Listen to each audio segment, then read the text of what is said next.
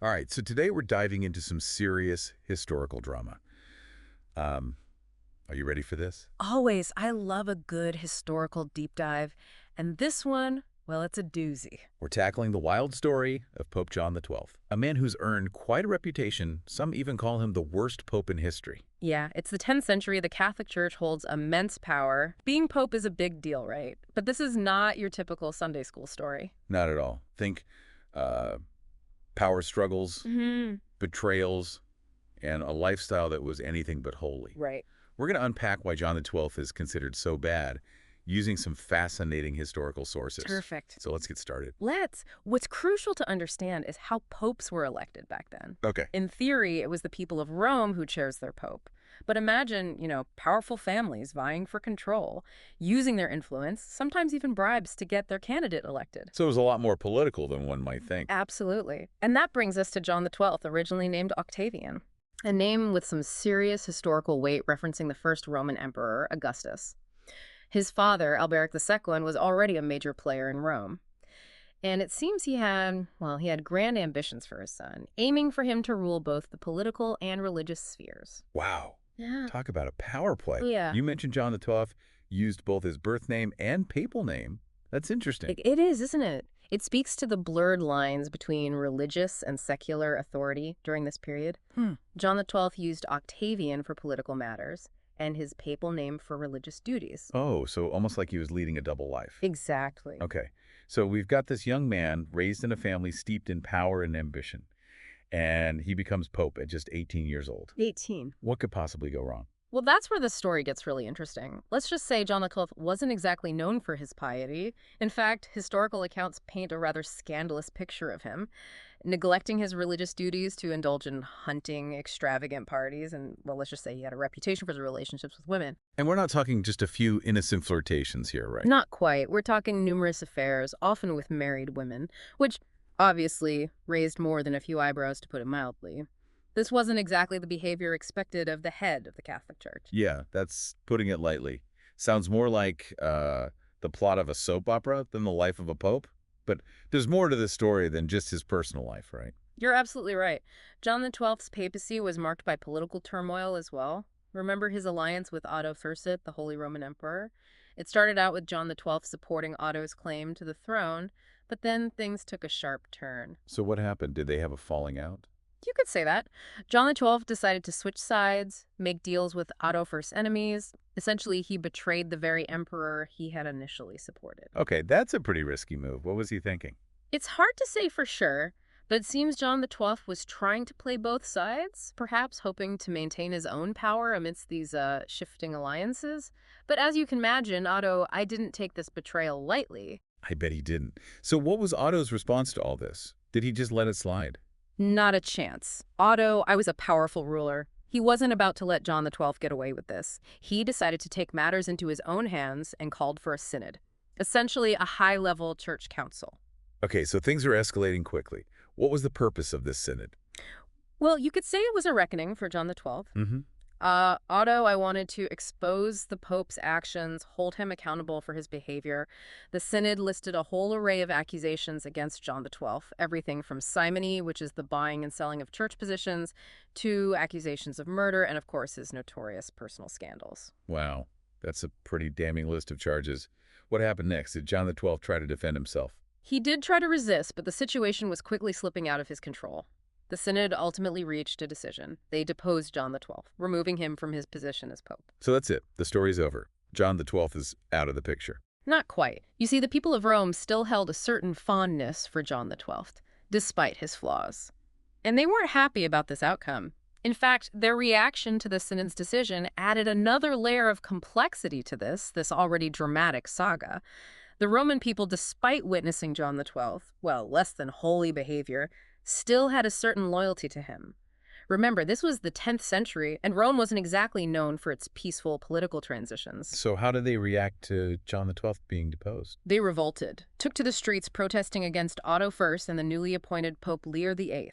It seems they preferred their scandalous pope over one chosen by an outside emperor. That's a pretty bold move. Yeah. So what happened to John XII during this uprising? Did he just sit back and watch the chaos unfold? Not quite. He saw this as an opportunity to reclaim his power.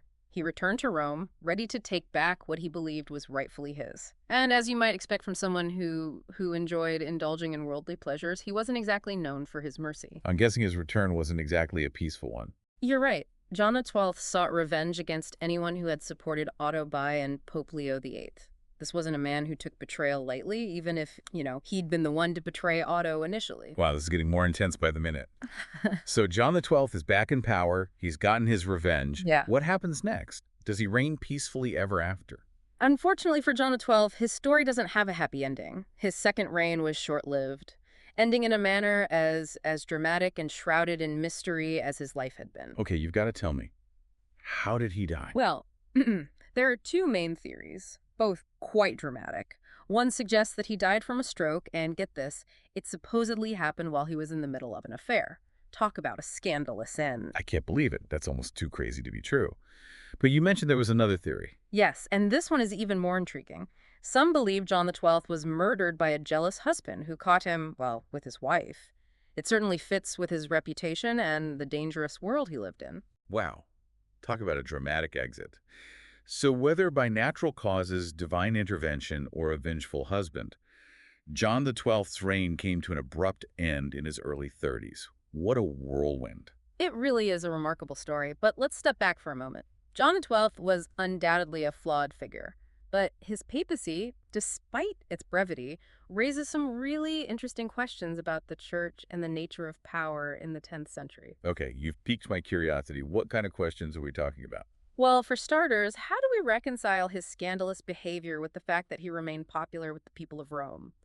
It seems they saw something in him that the church hierarchy didn't. That's a good point. He was clearly doing things that went against the very core of what the church stood for, yet he still had their support. Why do you think that was? Perhaps it was his charisma, or maybe he connected with the common people in a way that more distant church officials didn't. Remember, this was a time of great upheaval and uncertainty. Perhaps John XII, with his rebellious spirit and defiance of convention, appealed to a populace yearning for something different. It's interesting to think that his very flaws might have been what made him relatable to the people, almost like they saw him as one of them despite his position. Exactly. And then there's the question of how much of his badness was truly his own doing and how much was shaped by the world he lived in. He was born into a powerful family accustomed to privilege and intrigue. He became pope at an incredibly young age. It makes you wonder how anyone, regardless of their character, could handle that kind of power and responsibility at such a young age. It's a valid point. And remember, the 10th century was a brutal time. Violence and power struggles were commonplace. Perhaps John XII was simply a product of his environment, mirroring the chaos and corruption that surrounded him. It's easy to judge him from our modern perspective, but maybe he was just doing what he had to do to survive in that world. It's a complex situation for sure. Yeah. But what does it all mean? What's the takeaway for us today? Well, I think John XII's story serves as a reminder that even institutions as seemingly infallible as the Catholic Church are made up of human beings with all their complexities and flaws. Even popes, despite their sacred role, are capable of great wrongdoing. Yeah, it's a stark reminder that power can corrupt even in the most sacred of settings. But I also think it raises a question for us, the listeners. And what would that be? How much of John XII's badness was simply a reflection of his time, and how much was a matter of personal choice? It's a question that challenges us to think critically about individual responsibility within a larger historical context. That's a brilliant point. It's easy to condemn John XII outright, but it's much more thought-provoking to consider him within the context of his era. It forces us to grapple with the nuances of history and to recognize that there are often multiple perspectives to consider. And maybe it encourages us to be a little more understanding and a little less judgmental, recognizing that even the most scandalous figures in history were ultimately human, just like us. Yeah. It's fascinating to consider how much our judgments of historical figures are shaped by our own modern values. We look back at John XII and see a corrupt, power-hungry individual, but in the 10th century, maybe those qualities weren't so unusual, especially for someone in his position. That's a key point to remember when studying history. Context is everything. John XII's actions might seem shocking to us now, but in his own time, they might have been seen as simply shrewd political maneuvering or even expected behavior for someone of his social standing. Right. It makes you wonder how future generations will judge our own leaders and their actions. what will seem scandalous or outrageous to them that we consider normal today? That's a thought-provoking question, and it's a reminder that history is constantly being reinterpreted as new evidence emerges and societal values evolve. What's considered bad or good is rarely absolute. Well, I think we can all agree that John XII's story provides a healthy dose of perspective on the complexities of history. It's a reminder that things are rarely black and white, and that judging the past through the lens of the present can be, well, a slippery slope. Absolutely.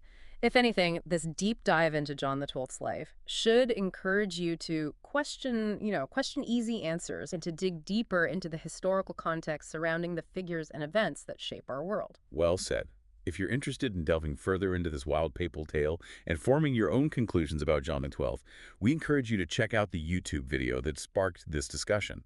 You can find it on the A Day in History channel, and it's titled The Unspeakable Things Pope John XII Did During His Reign. It's definitely worth a watch, and it might just challenge some of your preconceived notions about history. Until next time, keep exploring, keep questioning, and remember, history is full of surprises, and it's always more complicated than it seems.